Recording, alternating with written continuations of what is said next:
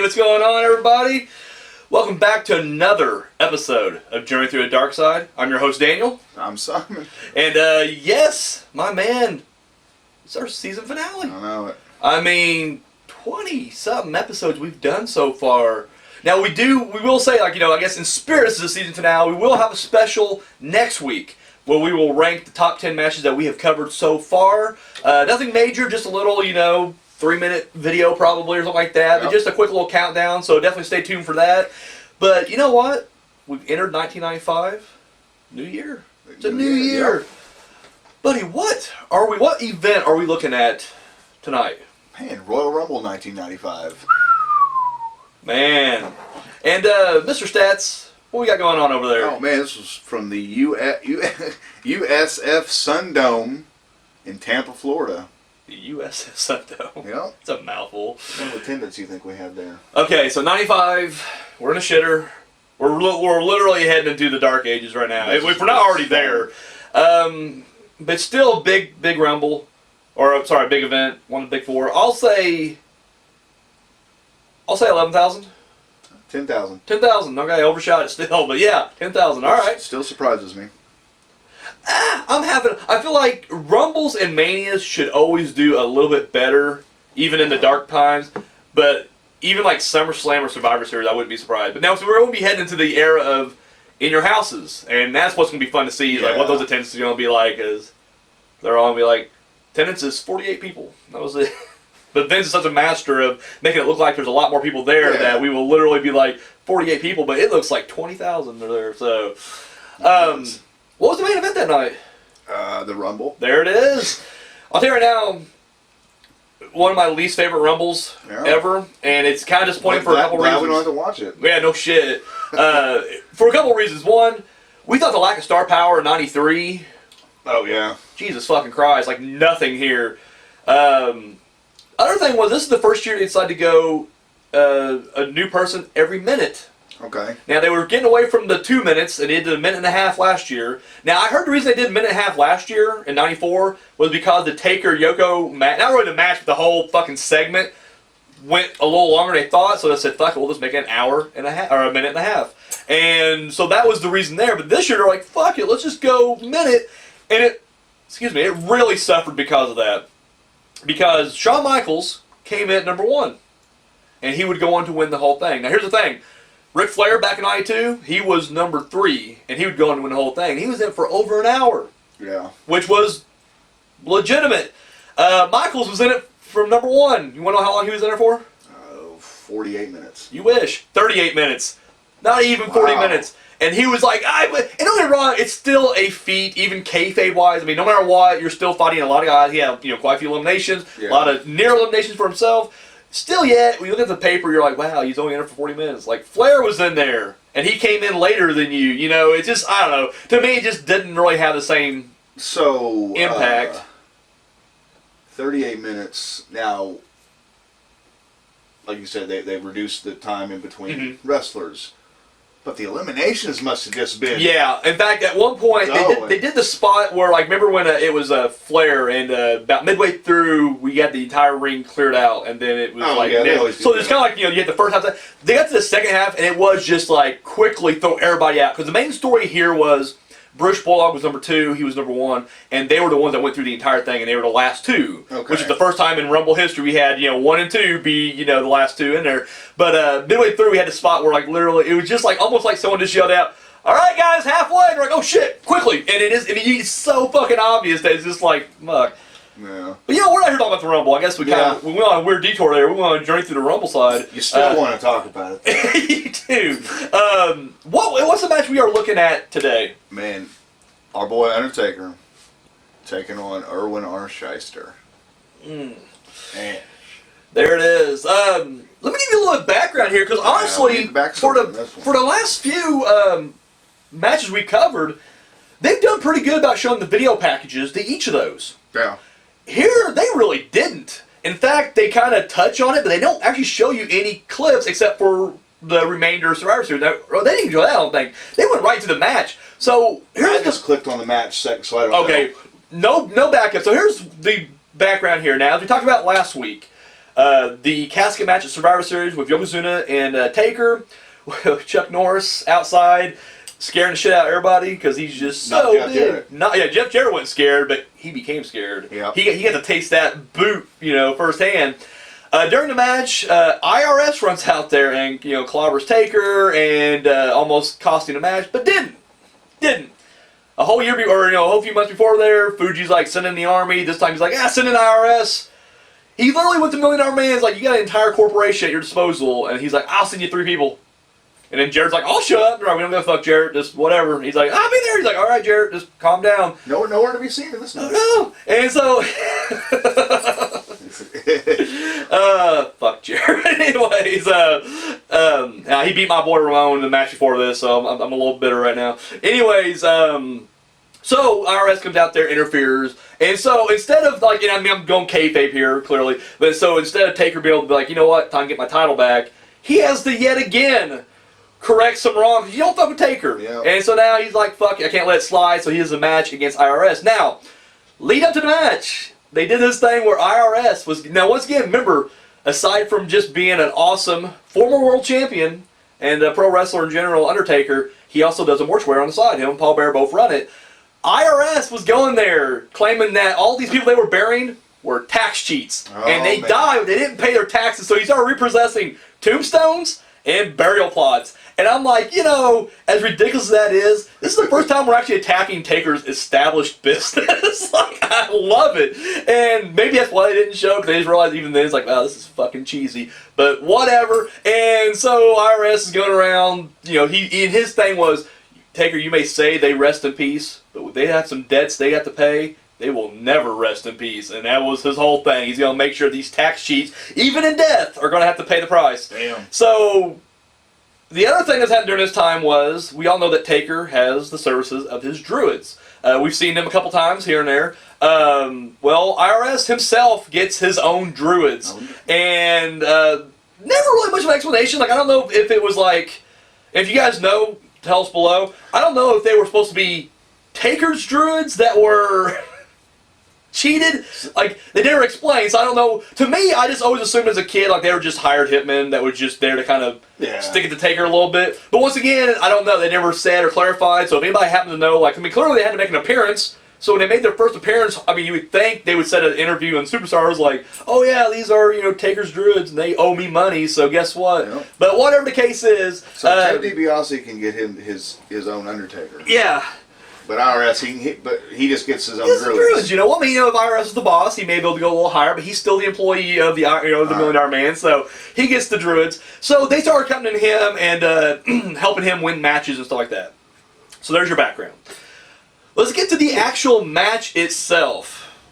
You got any highlights here you want to talk about? Or I'm going to let you take the lead here. I'm going to grab my hashtag not sponsored Arby's drink here. One of these days. Anyways, now I just had a brief discussion with him right before we rolled tape today, and I didn't think it was that bad of a match. I'm not saying that there's any highlights. There's nothing that really stood out. Being thrown across the ring by his tie, but which is a standard I.R.S. thing, anyways. Even Greg Valentine did that to him in SummerSlam '91. So, he, a lot of heel. Getting out of the ring and and I think that it was one of the better matches that we've seen, minus the Yoko stuff. That stuff was really good, but it was better than Gonzalez and Kamala. Jake? And yes. And I.R.S. is a good wrestler. It's just unfortunate that he was WWF kind of put the leash on that. We don't want the character, we want the gimmick. Yeah. But that wrestling stuff, no, just keep it to a minimum. And and like I said before, they went back and when Undertaker did his interview with Steve Austin a while back, he kind of said they did that to him too. Yeah. We know. Which we've seen it because we saw him in WCW wrestling pretty good, and then he comes to WWF, he's just like, nope, slow, blind. Yeah. But and WWF is. Because I never really, I definitely lived in that WWF bubble. Yeah, so we both did. I wasn't too familiar with any of these guys outside of WWF at that time. So, I had no idea, but it's like, but from what I understand, WWF has a bad habit of doing that. Just still do. taking a guy. Yeah, well, yeah. And that's what we mentioned earlier that, Mike Rotunda in the NWA/WCW, it's like he could go. He's a great wrestler, but he had no personality over there. Whether he was Captain Mike Rotunda with his yacht hat, or if he's part of the Varsity Club, where he's wearing his wrestling singlet and his Letterman jacket, he just had no personality. But he could go. But here, they give him tons of personality. I mean, you can't say that his promo, and I'm not really so much his pre-match Mike stuff, but I'm talking like in these days of like Wrestling Challenge and Superstar, when he would have his tax office and he was talking, dude, it was brilliant stuff. But then they're like, we don't need that wrestling shit though. So it's just like he never was able to give the full package, and I feel like maybe if he was able to display that he actually is a tough guy, I'm not saying he would have went to the moon. I'm not saying world, nothing like that. I'm just saying he could have had a pretty good run, maybe the IC title. I mean, literally, look yourself in the mirror. Take off your smart hat, all that shit. Just look at the facts. If you would have had Bret Hart at this time, or even like we'll say 91, not this time because he's world champion now, or world champion contender right now, but 91, Bret Hart coming out singles, putting on great matches with like Mr. Perfect, Ric Flair, and then you look at like I.R.S. If he could have wrestled like Mike Rotunda at this time, that would have been an instant classic. Those two guys going at it. Even if he was the I.R.S. tax man, if he could have went in there and actually stretched Bret a little bit and gave him a competitive match, I think more people could have been like, no, he could have been a contender. Now, he wouldn't have won it. I'm not saying that for a second. I'm just saying at least he could have been legitimate. So then when Bret goes up to World, then it's like, well, shit, the IC title's wide open. And I'm not saying he would have had a lengthy run. I'm just saying at least he would have been more legit. I mean, he would have beat Razor. I mean, Jarrett. God damn it! So anyways, it's funny you mentioned Mr. Perfect because it's like he may be an exception to that rule though. Like he had full reign to do what he was all personality and he was. I mean, not to say the total package. He really was like he could do promos, he could wrestle. But maybe they didn't want another. Well, we had Bret too, same deal. Well, I think with Perfect though, his job was always to make the other guys look good. Yeah. And I remember even Nash said one time he watched the match with Perfect and Hogan, and he's like, well, Hogan's doing really good, and he realized it's not Hogan, it's Perfect making him look good, and But maybe he's an example of why. Or kind of pretty much what you just said about, if they would let him have a little more wrestling ability over gimmick, where it's like, Mr. Perfect wasn't so much he never really was I mean, he had a name, Mr. Perfect, they didn't call him Kurt Hitting. No, you're right, though, but it's like, but it was like, his personality definitely took control. Really go. Yeah, it wasn't like there was just a character there. But he's will always be remembered, though. I mean, as one of the greats. Oh, absolutely. It's like, I.R.S. was just a little bit shy of that. Yeah, because I feel like he didn't have both of them. He either had, at times, performance or character, but never at the same time. With this match, like you said, it was very standard. At one point... Definitely not it really... catch up. It is something I forgot to say. I cut this guy off all the time, so it's fine. Rumble is still has always been a big thing. It's still a big thing. Rumble, Mania, especially those two. I mean, I hate to even talk about the big four nowadays because the other ones have kind of dropped. Diluted, absolutely. But those were the two pay-per-views even up until, I don't want to say nowadays, but just maybe a few years ago. Like those were you were still going to get for the most part above and beyond matches. Oh yeah. This didn't feel like a big pay-per-view like Royal Rumble match. Saturday Night Main Event. It was. I mean, that I guess that's like I said, it wasn't a bad match, but it was not a Royal Rumble match.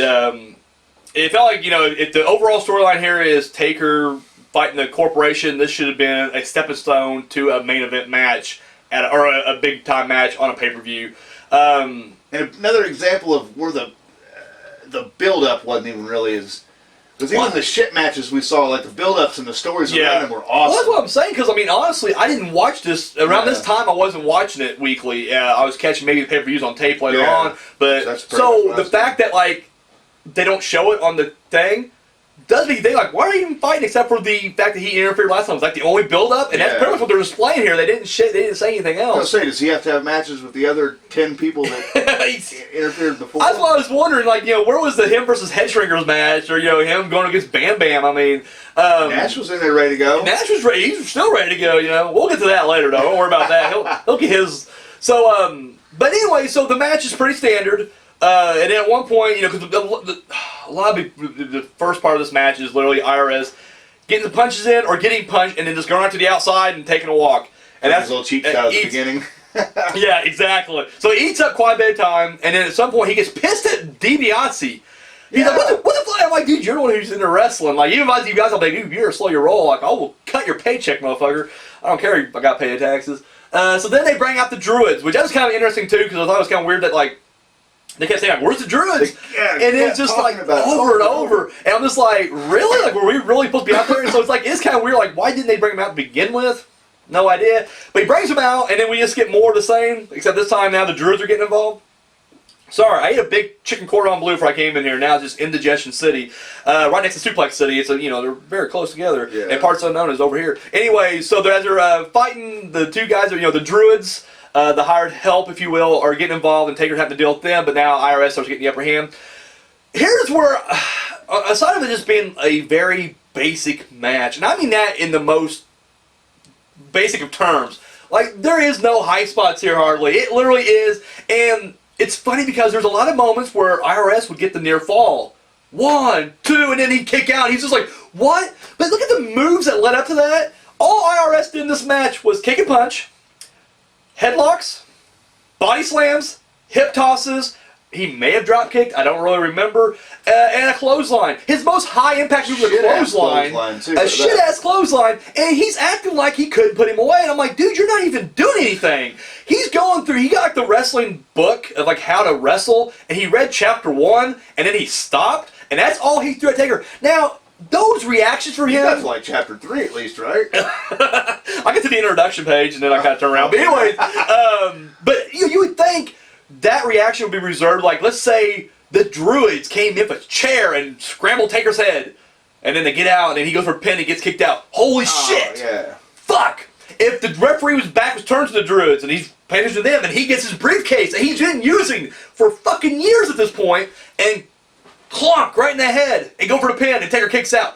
What the fuck do I have to do? Even if he did his shitty he did a Samoan drop. His finisher was a Samoan drop that he called like the tax write-off. If he would have hit the tax write-off and Taker kicked out, holy shit! How did he do that? No, he does a hip toss.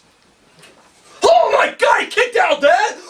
Damn, what am I gonna do? Yeah. It's just like, dude, fuck off. And so Taker battles back. And the fans, with those little moves like that, like there's no emotion being built up. Like, so there's not the crowd is like always kicks out of the rock bottom. Yeah. It's like, oh fuck, yeah. So I mean, then the crowd is the same way. Like don't get me wrong, they were hot for Taker, but they were not hot for anything else. So anytime I.R.S. was in charge or getting these near falls, they didn't give a shit. And so literally all of that. Finally, the Druids get up there. Taker cleans house, and he gets a I.R.S. for like looks like a tombstone, but then he's able to kick him, and like some of the weakest kicks. But once again, I'm not going. He's holding a huge, and even though I.R.S. is like small compared to Taker, he's a pretty big guy. He's 2-something, So it's like weak kicks getting him off, but then I.R.S. drops down, and maybe when he hit him the clothesline, get kicked out. But then Taker hits him with chokeslam. 1, 2, 3, match is over.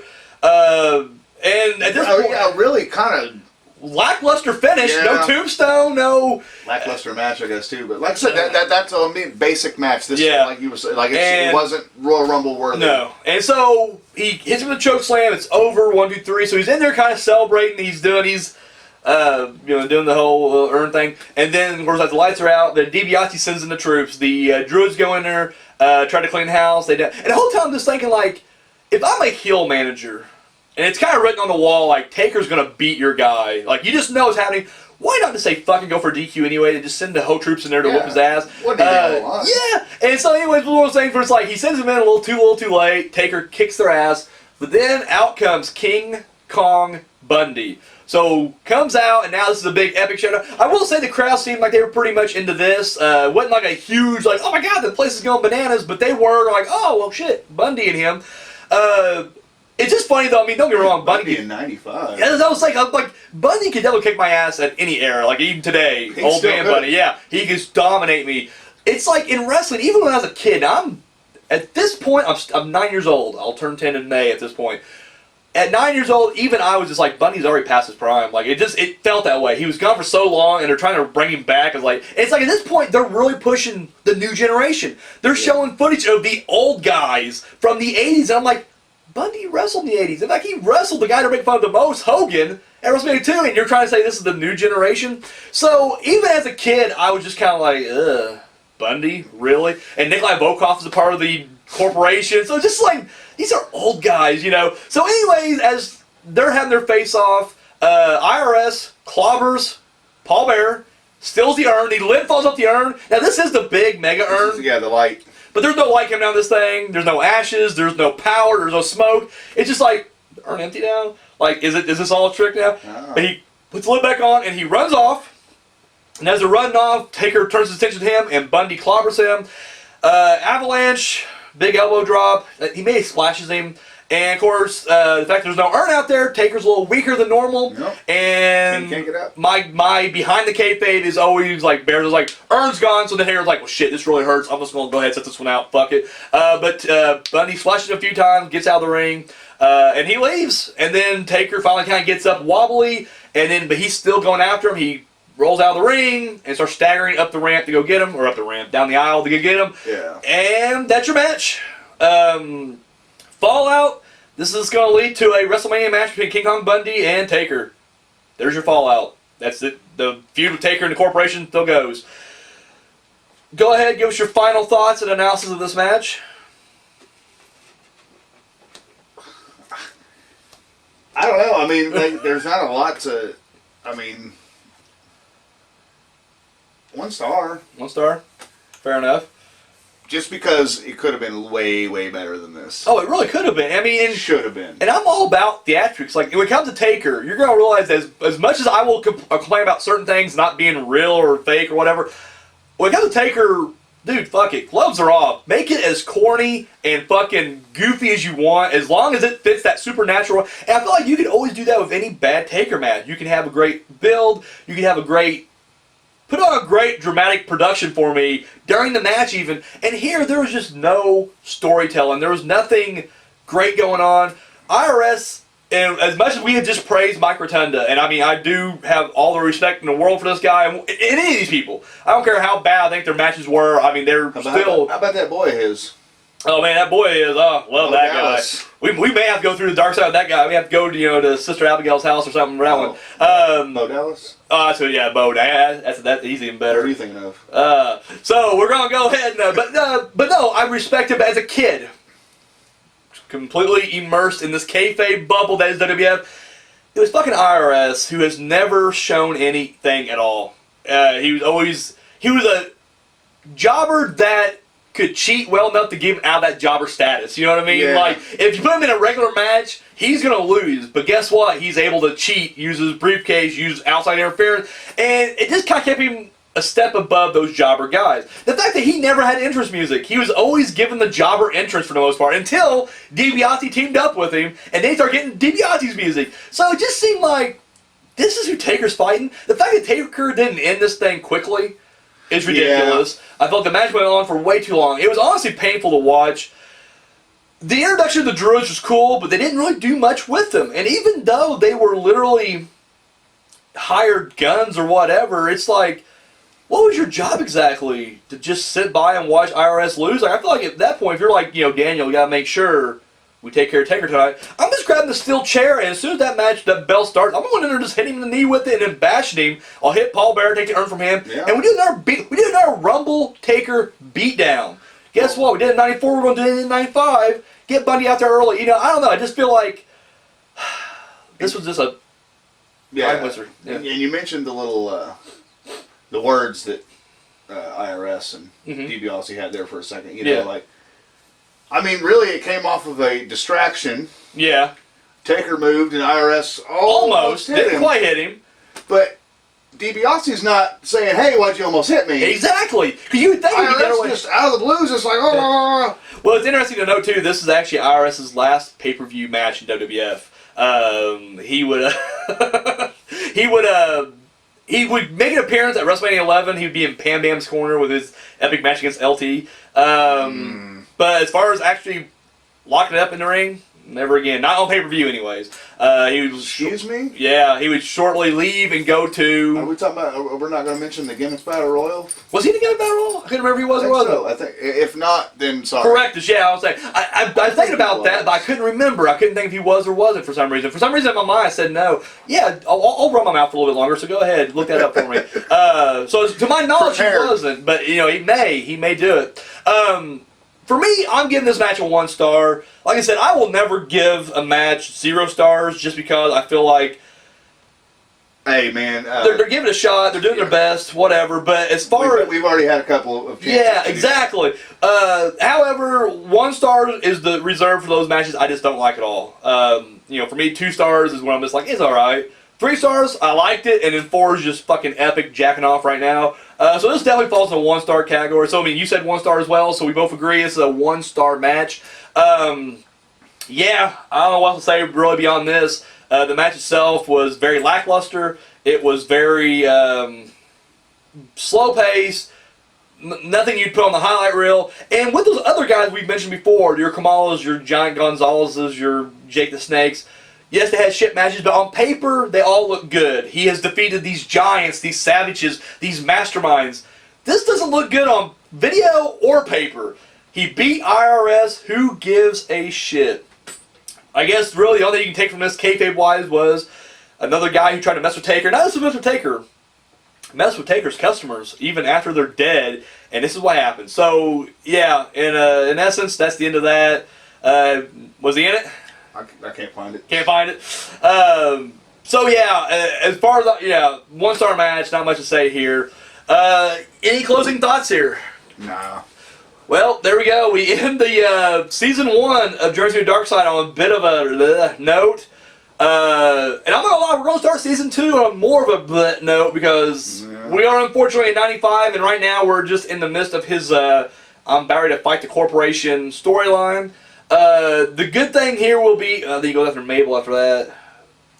96 is coming up, and guess what? When we get to 96, it's going to be a little bit better. I mean, we kick off 96 with him versus Hart, in an awesome match. So, 96, that's where it's going to get good, but you guys got to bear with us in 95. I think if anything else, we're going to have a fun time just ripping some of these matches apart, but that's all I got. Guys, tune in next week for the top 10. No, he wasn't. Was not it? Okay. Wasn't it? There we go. Mr. Song. I'd have to call Leslie Nielsen, get him on the case, but anyways, the case is closed. On the case. Yeah. On the case. He's on the case.